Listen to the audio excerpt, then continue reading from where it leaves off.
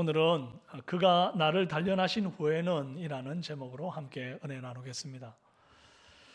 이미 여러 차례 욥기의 개론적인 설명을 통해서 말씀드린 바와 같이 이제 욥과 세 친구들의 기나긴 이 논쟁과 대립은 세상을 다스리는 하나님의 질서, 그 법칙에 대한 이해가 서로 상충됨으로 일어나는 그런 다툼입니다. 욥 친구들은 하나님이 정하신 인과의 법칙을 벗어날 수 있는 피조물 아무것도 없다. 이제 이런 눈으로 욥을 딱 바라보니까 욥, 네가 지금 당하고 있는 그 모든 소유를 빼앗기고 자식 죽고 네 몸에 큰 질병이 온 그 모든 고통은 다 네가 범죄한 게 있으니까 이런 고통을 당하는 거야. 너는 없다고 말하지만 네가 모를 뿐이지, 네가 부인할 뿐이지 틀림없이 있어. 잘 찾아봐. 이렇게 얘기하는 거예요. 네가 범죄라는 원인 제공을 했으니까 형벌이라는 결과가 따라왔다, 이렇게 말하는 거예요. 그런데 욥이 이 말을 들으니까 막 속에서 천불이 나는 거예요. 아니, 내가 지금까지 하나님 없이 원 없이만 내 마음대로 살 만큼 살아보고 내 욕심대로 한번 살고 이런 소리 들으면 좀 덜 억울하겠는데, 그동안 주님 위해 살아보겠노라고 정말 양보하고 희생하고 섬기고 봉사하면서 그렇게 산 세월을 생각하니까 도저히 받아들여지지가 않는 겁니다. 욥기 29장 11절에서 17절에 욥이 과거의 자기의 삶을 쭉 돌아보면서 나 그렇게 혼날 짓 안 했어 라고 말하는데, 내가 부르짖는 빈민과 도와줄 자 없는 고아를 건졌다. 망하게 된 사람도 도와줬고 과부도 도와줬고, 나는 맹인의 눈도 되고 다리 저는 사람 부축해주는 발도 되고 빈궁한 자를 먹이는 아버지도 되고 억울한 사람 송사를 봐주는 변호사도 되었다. 뭐 얼마나 대단합니까?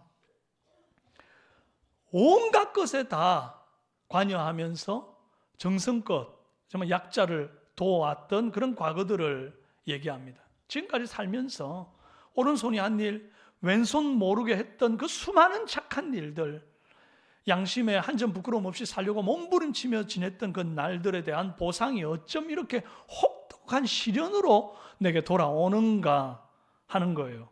그래서 욥이 외친 절규가, 악인들은 여전히 잘 먹고 잘 사는데 왜 하나님 나에게 이런 고통 주시는 거예요? 하나님, 저랑 변론 좀 합시다. 이 계급장 떼고 얘기 좀 합시다, 그 말인 거거든요. 3절에 욥의 한 맺힌 절규가 이렇습니다. 내가 어찌하면 그 앞에서 내가 호소하며 변론할 말을 내 입에 채우고 내게 대답하시는 말씀을 알며 내게 이르시는 것을 내가 깨달으랴. 하나님께 호소하고 변론해서 대답을 듣고 싶습니다. 그래야 내가 좀 이해가 되고 속이 시원하겠어요, 그 말인 거예요. 그런데 잘 보면 욥 역시 친구들과 마찬가지로 이 인과의 법칙에서 벗어나지 못하는 사람 중에 하나입니다. 웬고하니 내가 이렇게 하나님을 경외하고 악에서 떠나고 착한 일 많이 했는데 왜 나한테 이런 시련을 주는 거예요? 이유를 알고 싶어요. 내가 이렇게 선한 일을 했으면 선한 일로 돌려줬어야죠, 인과의 법칙대로. 그런데 왜 나한테 이런 고통을 돌려줍니까? 이유를 알고 싶어요. 결국 인과 법칙대로 하지 않으신 하나님께 이유를 따지는 것 아니에요. 다 거기서 거기입니다, 지금. 여러분, 고난 앞에서 답답해하는 사람들은 신불신간에 아주 비슷한 한탄을 합니다. 불신자들은 내가 전생에 무슨 죄를 지었기 때문에 이런 고통을 당하나 이러고요, 신자들은 내가 하나님께 무슨 죄를 지어서 이런 고통을 당하나, 거의 비슷한 이 질문을 한다고요. 그런데 이 질문이 잘못된 겁니다. 고난이 죄를 지어 형벌을 받는 것만 있는 게 아니기 때문이에요. 히브리서 5장 8절에 그가 아들이면서도 받으신 고난으로 순종함을 배워서, 받으신 고난으로 뭘 배워요? 순종함을 배워서 온전하게 되셨은즉 그랬어요. 순종함을 배워 온전하게 하시려고 의도적으로 주신 고난이 있더라 하는 겁니다. 하나님의 독생자 예수님일지라도 육신을 입고 있는 이상 이 육신을 쳐서 복종케 하는 그 고난을 통하여 순종을 통해서 배우는 온전함, 이게 아니고서는 사람이 온전해지지 않는다는 거예요. 순종이 뭡니까? 내 뜻대로가 아니라 상대방의 뜻에 내 뜻을 맞추는 것 아닙니까? 그리고 어린 사람들은 이게 안 되는 겁니다. 어린 아이 때는 내 생각이 무조건 옳거든요. 내 생각대로 무조건 해야 직성이 풀리는 거거든요. 그런데 이제 나이가 들면 벼가 익을수록 이렇게 고개를 숙이는 것처럼 여러 가지 어떤 삶의 고통과 시련을 경험하면서 순종을 배워가는 겁니다. 내 뜻대로가 아니라 이게 상대방의 뜻에 맞출 줄도 아는 이런 성숙이 이루어지더라. 순종을 배울 수 있는 방법은 고난밖에 없어요. 이런 고난은 형벌이 아니라 단련이라고 봐야 됩니다. 욥은 하나님이 내게 주신 고난이 이런 고난이다 생각하는 그런 마음이 들었어요. 나도 모르는 나의 숨은 죄에 대한 형벌이 아니라 내가 모르는 나를 향한 하나님의 선한 뜻이 분명히 있을 것 같아 라고 하는 생각을 품은 거예요. 사실 이 사이에서 갈등하는 겁니다. 하나님, 내가 잘했는데 왜 혼을 내시죠? 왜 인간의 법칙대로 하지 않으시죠? 이유가 뭐죠? 라고 묻고 싶은 어떤 마음 한구석에 그런 기도의 내용과 또 한편으로는 하나님 분명히 뜻이 있겠는데 하는 이런 마음, 이 두 개가 계속 싸우는 거죠. 여러분, 우리도 그렇지 않았습니까? 이제 이런 상태에서 내가 범죄하지 않았는데도 내게 이런 고난을 주시는 거 보니까 하나님 어쩌면 선한 뜻이 있는 게 아닐까? 그러면서 하는 고백이 10절이에요. 그러나 내가 가는 길을 그가 아시나니 그가 나를 단련하신 후에는 내가 순금같이 되어 나오리라.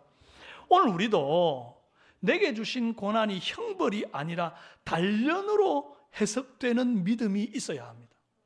아멘? 물론 그러면 고난이 다 단련이냐? 절대 그렇지 않죠. 고난이 올 때 제일 먼저 우리가 내 자신에게 물어보아야 될 게 있어요. 내가 하나님께 매맞을 짓을 하지는 않았는가? 이 고난이 정말 나의 범죄 때문에 온 것은 아닌가? 이걸 제일 먼저 짚어봐야 됩니다. 그게 이제 이 욥이 잘 하는 건데 11, 12절에 그래요. 내 발이 그의 걸음을 바로 따랐는가? 내가 그의 길을 지켜 치우치지 아니하였는가? 내가 하나님의 명령을 어기지 않고 말씀을 귀히 여겼는가? 이렇게 자기를 반성하고 돌아봤는데도 하나님 앞에서 사람 앞에서 양심의 거리낌이 없고 내가 잘못한 게 없다고 딱 이렇게 판단이 되어지면 이제 그 다음에는 내가 지금 받고 있는 이 고통은 나를 더 성숙해 하고자 하는 이 단련이다 이렇게 해석할 수 있다 하는 것입니다. 그 과정이 있어야죠. 이런 과정이 무조건 고난은 다 단련이다. 그러면 누가 회개하며 누가 죄를 뉘우칩니까?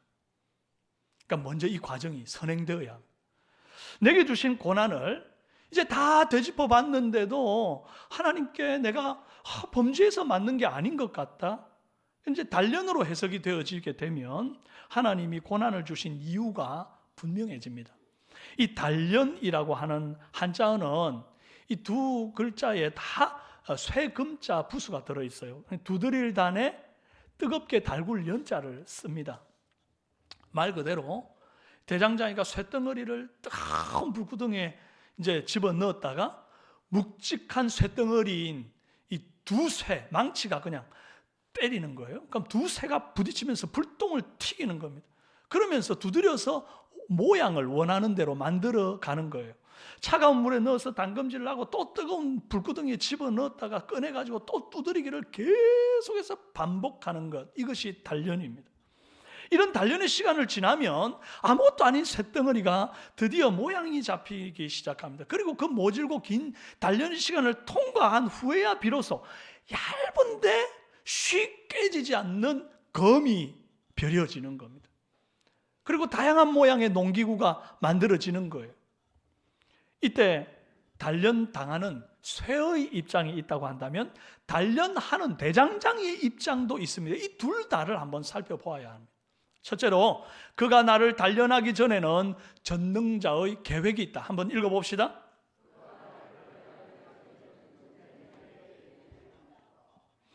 욥은 지금 이제 그가 나를 단련하신 후에는 내가 순금같이 나오리라 이랬잖아요. 단련하기 후에는 그렇습니다. 그럼 단련하기 전에는 뭐가 있습니까? 단련하기 전에는 전능자의 계획이 있어요. 욥이 이 단련의 시간이 너무 불안하고 초조하고 힘들어가지고 하나님이 어디에도 보이지 않는다고 답답하다고 막 아우성입니다. 8, 9절에 내가 앞으로 가도 그가 아니 계시고 뒤로 가도 보이지 아니하며 그가 왼쪽에서 일하시나 내가 만날 수 없고 오른쪽으로 돌이키시나 배울 수 없구나. 여러분, 사는 게 너무 힘들고 퍽퍽해가지고 하나님 나 좀 도와주세요. 하나님 제발 좀 살려주세요. 그러면서 하나님께 매달려서 막 기도를 하는데도 어쩜 그렇게 하나님이 안 계신 것처럼 그렇게 침묵하시고 돌보시지를 않는지 그럴 때가 있잖아요. 마치 하나님이 숨어버리신 것 같은 느낌을 받을 때가 있다고요. 도대체 나를 향한 하나님의 계획이 뭔가 답답합니다. 이방인이면서 여호와 하나님을 경외하고 하나님의 종으로 쓰임받았던 고레스라는 왕이 이런 고백을 한 적이 있어요. 이사야서 45장 14절 구원자 이스라엘의 하나님이여 진실로 주는 스스로 숨어 계시는 하나님이시니이다. 그래서 가시적으로 물리적으로는 보이지 않는 하나님입니다. 주는 영이시기 때문에 어디에도 누구에게도 보이지 않습니다. 그래서 많은 사람들이 이렇게 얘기합니다. 하나님 없다고. 도대체 하나님이 어디 있냐고. 있으면 좀 보여보라고 막 이렇게 말하는 사람들이 있습니다. 정말 그렇습니까? 하나님 없습니까? 내 눈에 안 보일 뿐이지 그 하나님 지금 우리와 함께 계시는 줄 믿습니다. 그 하나님이 우리를 보고 계시는 줄로 믿습니다. 그림 하나 보여드리겠습니다. 이 그림이 뭐로 보이십니까?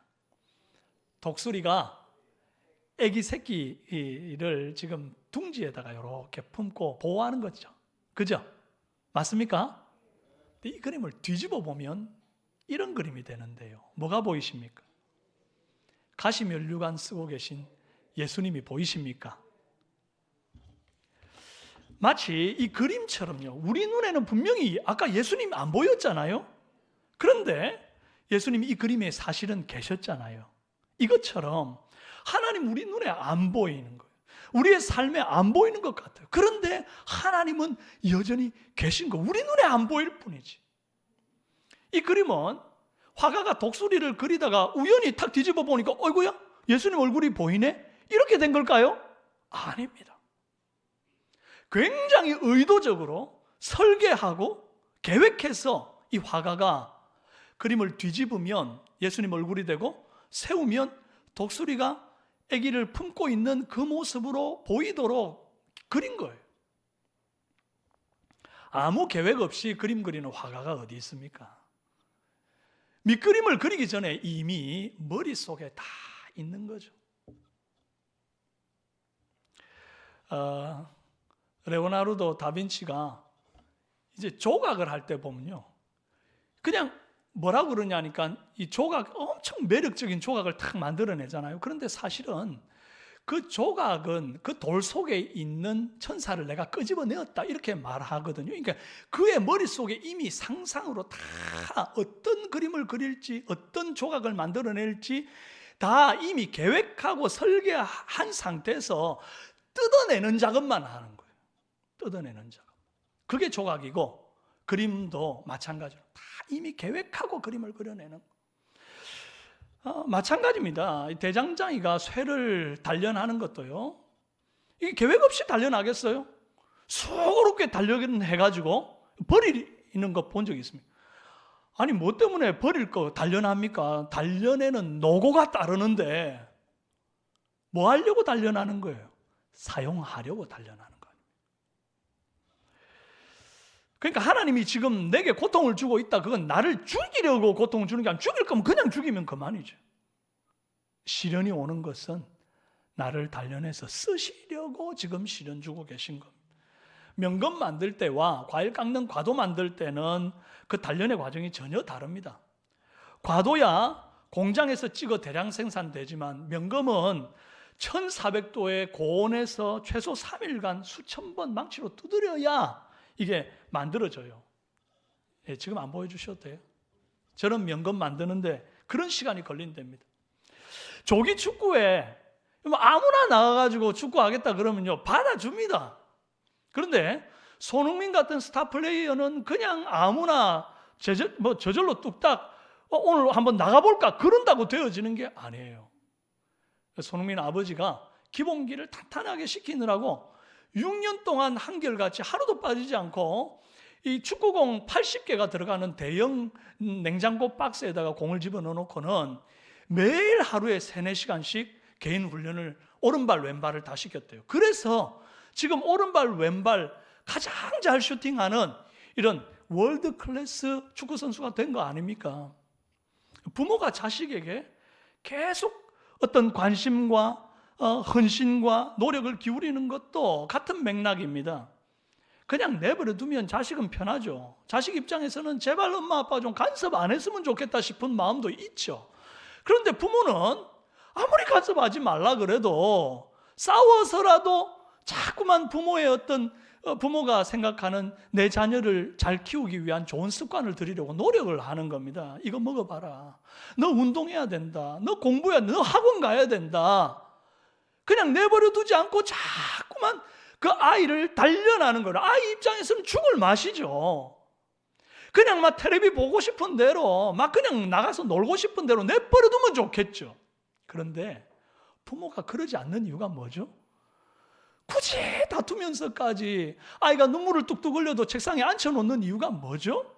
사랑하니까. 포기할 수가 없으니까 그렇게 하는 거 아닙니까?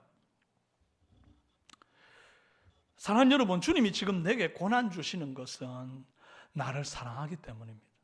포기하지 못하기 때문이에요. 나는 지금 이 뜨거운 고난을 통과하면서 내 인생이 어디로 갈지 도무지 감이 안 잡히고 몰라가지고 불안하고 염려될 때가 있지만, 여러분, 하나님이 나를 향한 완벽한 설계도를 가지고 있다는 사실을 믿으시기를 바랍니다. 그 주님 손에 맡기면 반드시 내 길을 잘 아시는 주님께서 나를 단련하신 후에 순금같이 나오도록 하실 거예요. 여러분, 과일 깎는 칼 얼마인지 아세요? 뭐 10,000원, 비싸봐야 한 15,000원 합니다. 그런데 아까 보여드렸던 명검 아시죠? 보여주세요. 이 검의 이름이 신계 제왕검이라고 하는 검입니다. 실제로 지금 판매 가격이 제가 이제 인터넷에 들어가서 저 명검 판매 가격을 찾아보니까요, 800만 원에 거래가 됩니다. 배송료 3,500원 똑같고. 야, 이 검이 다 같은 검이 아니에요. 고난이 지속되어 고통스럽다 느끼시는 분들은 하나님이 나를 지금 명검으로 단련시키고 있는 중이라고 믿으시기를 바랍니다. 고난이 단련이라고 한다면 그 이유는 분명합니다. 나를 더 귀하고 더 의미 있고 더 가치롭게 쓰시기 위해서 고난을 주고 계신 줄로 믿으시기를 바랍니다. 둘째로, 그가 나를 단련하시는 중에는 고통의 이유를 찾기보다 고통을 견디고 버티는 데 집중하라. 길지만 한번 읽어봅시다.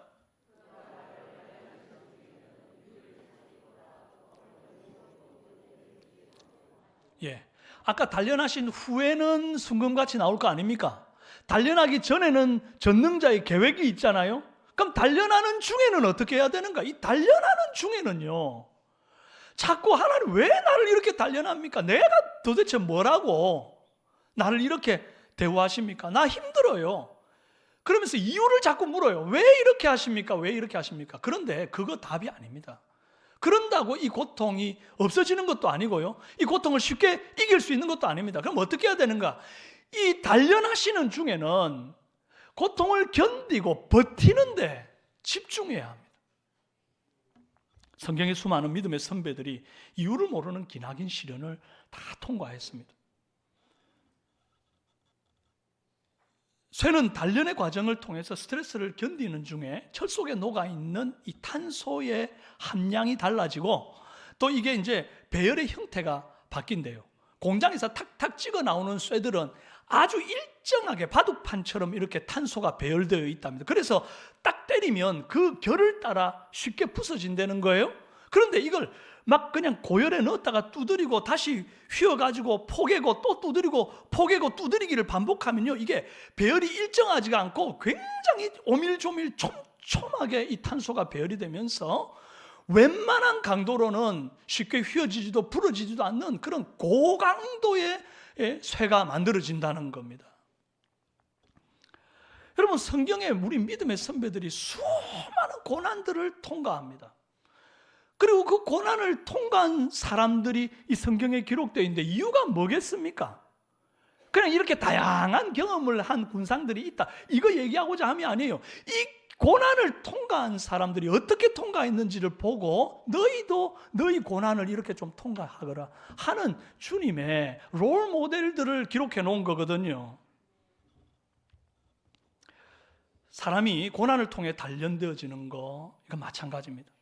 단련의 과정을, 이 스트레스를 다 견디고 이제 통과하는 그 과정 속에서 우리의 심령이 변화가 일어납니다. 행복에 대한 정의가 달라지고 감사에 대한 정의가 달라지고 고난을 해석하는 게 달라지게 되는 거예요.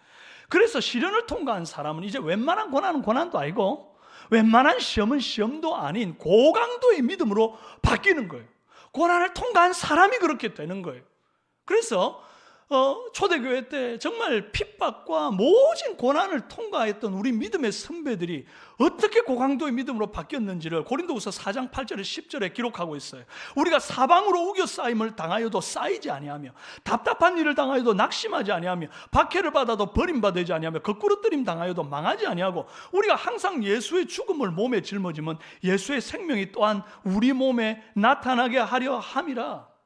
아니, 분명히 우겨 쌓임을 당했잖아요. 그러면 쌓여져야 되는데 쌓이지 않는 거예요. 답답한 일을 당하는데도 낙심이 안 되는 거예요.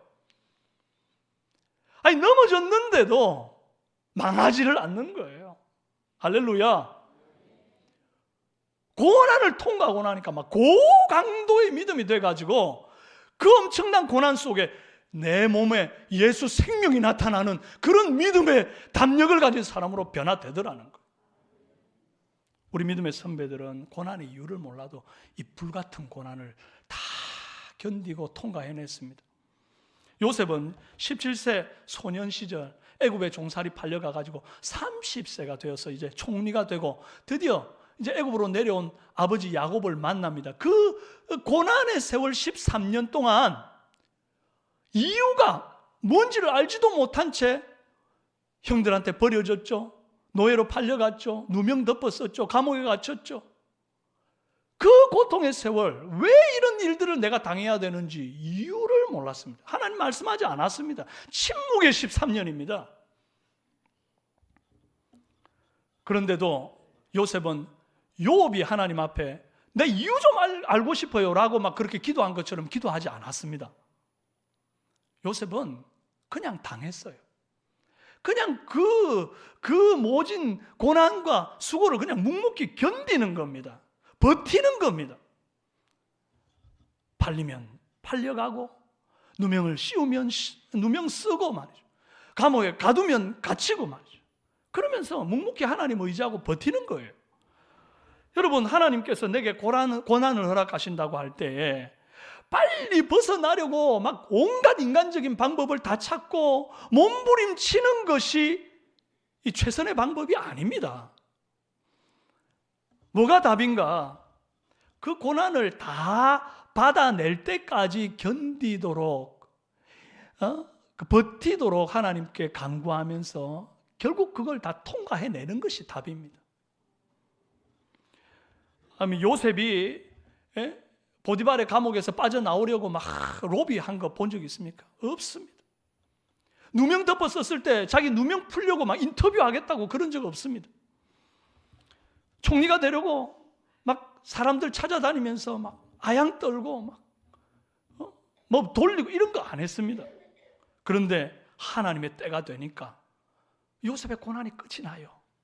그리고 요셉을 높이 들었습니다. 요셉은 고난의 이유를 알려고 물은 적도 없었는데 13년 지나고 난 다음에 형들과 재회했을 때 이런 고백을 합니다. 창세기 45장 5절에 당신들이 나를 이곳에 팔았으므로 근심하지 마소서, 한탄하지 마소서. 하나님이 생명을 구원하시려고 나를 당신들 앞서 보내셨나이다. 아니, 이유를 모르지만 결국 그 세월을 버티고 견뎠더니 자연스럽게 나를 그곳에 보낸 하나님의 이유를 알게 된 거예요. 나를 죽이려고 애굽에 보낸 게 아니고 많은 사람의 생명을 살리려고 나를 보냈다. 여러분, 지금 이유를 알지 못한다고 해서 너무 낙심하지 마십시오. 버티고 통과하고 나면 그 끝에서 이유를 발견하게 될 겁니다. 알게 될 겁니다.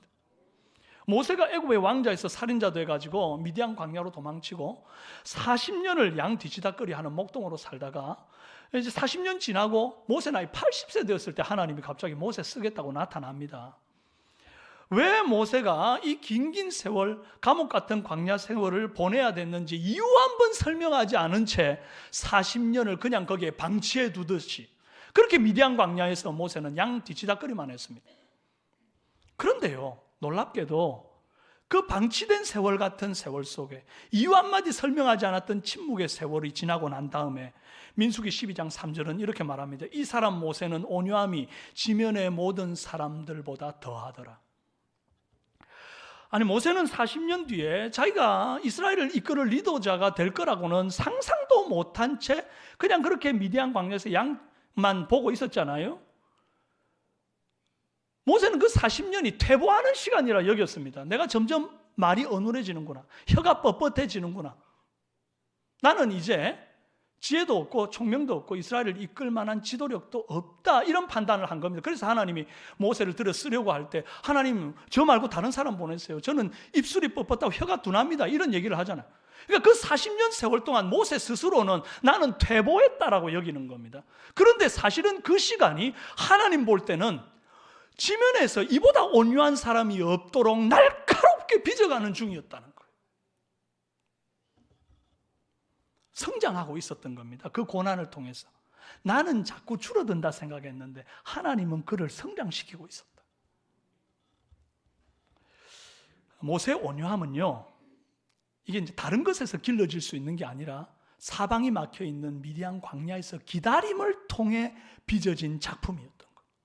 하나님은 왜 모세를 뭐든지 막 스스로 개척할 수 있고 막 주먹 불끈 쥐고 사람들 선동하고 이끌어가지고 리더십을 발휘하고 뚫고 가고 강력한 어떤 무장된 힘으로 막 나가고 이런 리더십으로 안 키우고 그가 그냥 무슨 일만 생기면 박자 엎드려서 하나님 앞에 기도하는 그런 온유한 리더십으로 길렀는가, 이 홍해 앞에 설 때 알게 되는 거예요. 이유를 알게 돼요.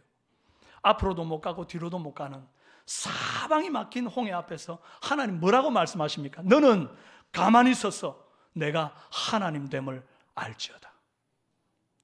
주님이 원하는 리더십은 이런 겁니다. 세상에는요, 그냥 나를 따르라, 내게 맡겨주시면 내가 변화시키겠습니다. 좀 막 나중에 이제 막 투표하고 막 선거하고 이럴 때 막 얼마나 그런 리더십들이 많이 나타납니까? 내가 아니면 못 바꾼다고, 나를 한번 뽑아주시면 나는 뭐든지 할 수 있다고. 그런 리더십들은 세상에 널리고 널려 있어요. 근데 하나님이 찾는 리더십은 그런 리더십이 아니었어요. 주님이 찾는 리더십은 뭡니까? 문제 앞에서 그냥 팍짝 엎드려서 하나님 앞에 그냥 간구하는 리더십, 가만히 있어서 하나님 일하심을 보는 리더십. 그래서 미디안 광야에서 40년간 양 꽁무니만 쳐다보면서 기다리기만 했던 그 단련의 세월 덕분에 홍해 앞에서 하나님의 일하심을 기다리는 것이 굉장히 수월하게 늘 하던 것을 하는 모세인 거예요. 하던 것을 하는.